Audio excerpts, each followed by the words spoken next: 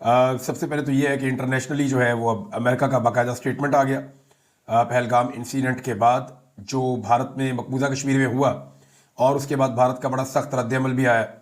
نریندر مودی نے بھی دھمکیاں لگائی ہیں، اور پہلے بھی وہ لگاتے رہتے ہیں دھمکیاں، اور یہ انڈیا کی روایت ہے کہ انڈیا جب کوئی وہاں پہ انڈیا میں کوئی بھی پرابلم ہو جائے، کوئی چھوٹا بڑا واقعہ ہو جائے، تو وہ اپنی نااہلی کو چھپانے کے لیے پاکستان کے اوپر الزام لگا دیتے ہیں۔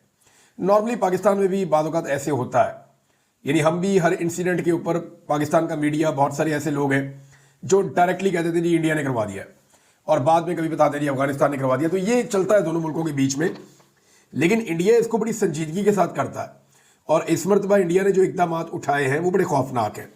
سب سے پہلے جو امریکن سٹیٹمنٹ ہے وہ آیا، اور امریکہ انڈیا کے ساتھ کھڑا ہو گیا اپنی پوری قوت کے ساتھ۔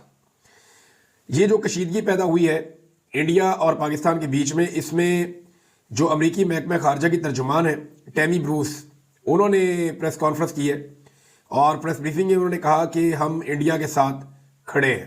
ڈونلڈ ٹرمپ اور امریکہ انڈیا کے ساتھ کھڑا ہے، انہوں نے یہ کہا، اور ساتھ میں انہوں نے یہ بھی کہا کہ اس حوالے سے اقدامات لیے جائیں گے، اور پہلگام کا جو واقعہ ہوا اس کے ذمہ داروں کو انجام تک پہنچایا جائے گا۔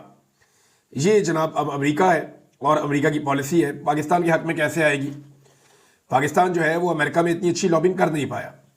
جو لابنگ کرتے تھے لوگ، وہ سارے کے سارے عمران خان کی وجہ سے ناراض ہیں، اور جتنی مہنگی لابنگ ہے اتنا پیسہ پاکستان خرچ نہیں سکتا، اور ویسے بھی لابنگ کے لیے جتنا پیسہ خرچ ہوتا ہے، اگر انڈیا اور پاکستان کا مقابلہ ہوگا تو پاکستان تو انڈیا کے مقابلے میں 10% پیسہ بھی خرچ نہیں کر سکتا۔ کمزور اور غریب ملک ہے، ہم قرضہ لے کر دیں گے، ان کے پاس اپنے وسائل بہت زیادہ ہیں۔ لہذا انڈیا جو ہے اس کو امریکہ کی سپورٹ ملنی تھی، اور وہ بڑی تگڑی سپورٹ انہیں ملی ہے۔ جو پاکستان کے پاس موقع تھا کہ وہ اپنے اوورسیز پاکستانیوں کے ذریعے سے اپنے بیانیے کو لے کر چلتے، وہ موقع سے بھی فائدہ نہیں اٹھایا۔